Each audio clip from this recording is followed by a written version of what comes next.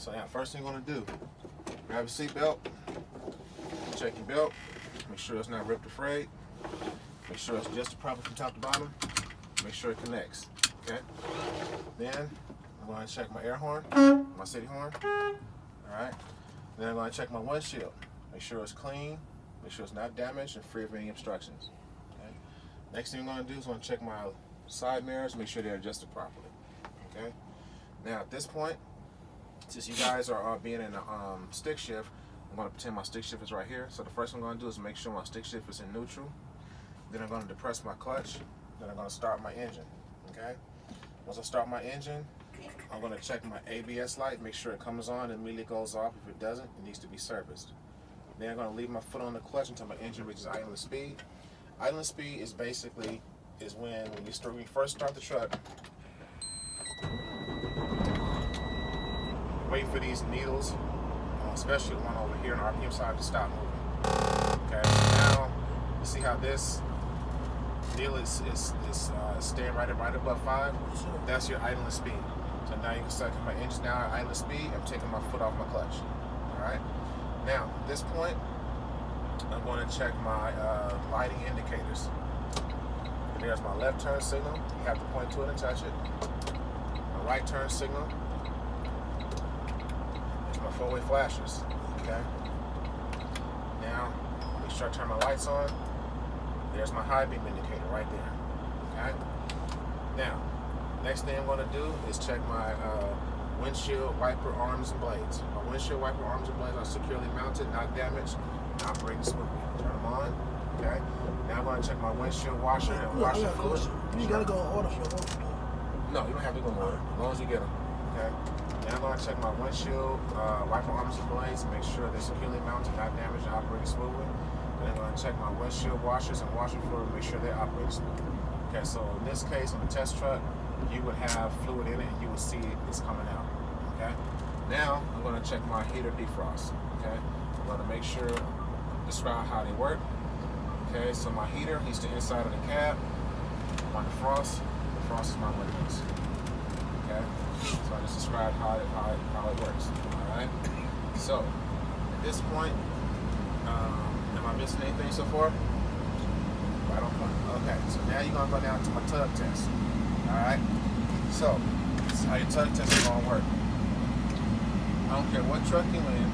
The yellow one is always gonna be parking. What's the tug test? Tug test is right here. 3 brake. Oh, you mean eye gauges? Oh, I did. Okay, that's what I'm not perfect. Okay, so and now I'm going to go to my air gauges. Okay, so my gauges. Sorry. So the first thing I'm going to do is check my temperature gauge, make sure it's climbing the normal operating range. Then I'm going to check my oil pressure gauge, make sure it's climbing the normal operating range. Then I'm going to check my air gauges to make sure they're going to reach my air compressors, reaching governor cutoff between 120 and 140. Okay. Then I'm going to check my voltmeter, make sure it's charging my alternator properly. There we go. Now I'm straight, right? I need a oil. Yeah. Okay. So now, and I already did my light indicators. Okay. All right. So now you're going to go to your tug test. Okay. So my tug test, basically, if you guys understand it, the first thing you're going to do is you're going to say, okay, I'm with my parking brake engaged, my trailer brake released. I'm going to make sure my parking brake can hold the vehicle while gently pulling forward while the parking brake is on. Okay. So now in the standard, basically what you would do is you will go ahead and press your clutch, put it in first gear, and then you're going to come off the clutch a little bit until you feel a tug. In automatic, it's going to go like this. It's going to put my foot on the brake, put it in drive, come off the brake, and just give it a little pull.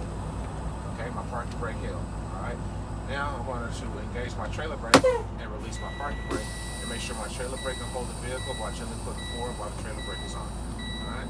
It's the same thing.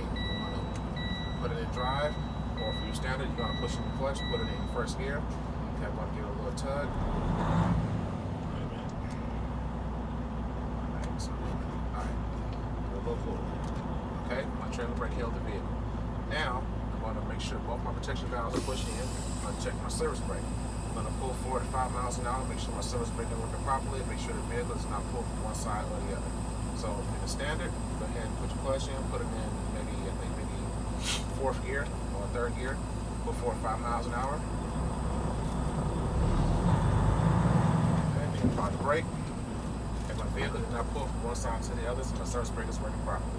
Now, at this point, what you guys are going to do is this is going to set you up for the 1, 2, 3 brake check. So, I'm going to pull both my protection valves out. If you turn on the paper, I'm going to make sure my governor cutout is going to say the student ensures that the governor cutout is between 120 and 140. So basically, in layman's terms, you're going to make sure that your air gauge is between governor cutout between 120 and 140. When it reaches that level, you're hitting brakes, release, go psst.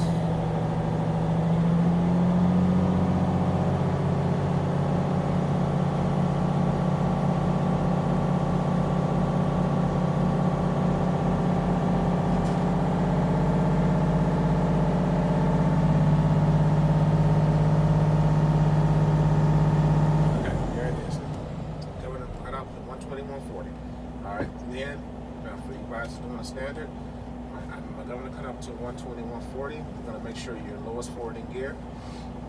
You're going to cut your engine off. Okay? You're going to make sure both your protection valves are pushed in. You're going to cut the engine back onto the on position without restarting your engine. Okay? Now, at this point, what you're going to do is you're going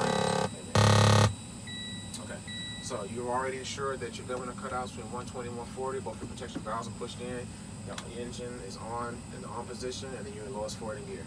Now, first thing you're going to do is you're going to apply your foot to this. This is the part you have to get perfect. Now, you got to get the letter perfect. So you're going to I'm going to fully apply my foot to the service brake and hold it for approximately 1 minute after stabilization of the air gauges. Then I'm going to check my air gauges to make sure I lose no more than 4 pounds of pressure in 1 minute while listening for leaks on the inside and the outside of my cab. So at that point, you apply your foot to the service brake, hold it for approximately 1 minute. The examiner is going to time you. Then once you're done, you're going to say, now I'm going to begin rapidly applying and releasing my foot brake. My low air warning light and buzzer should activate before my air pressure drops below 60 psi. Okay, there's my low air warning light and buzzer. I'm pointing to it and acknowledging that it did come on.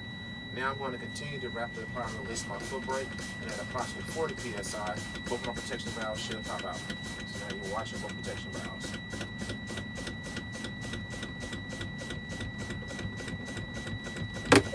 Okay, both my protection valves have popped out.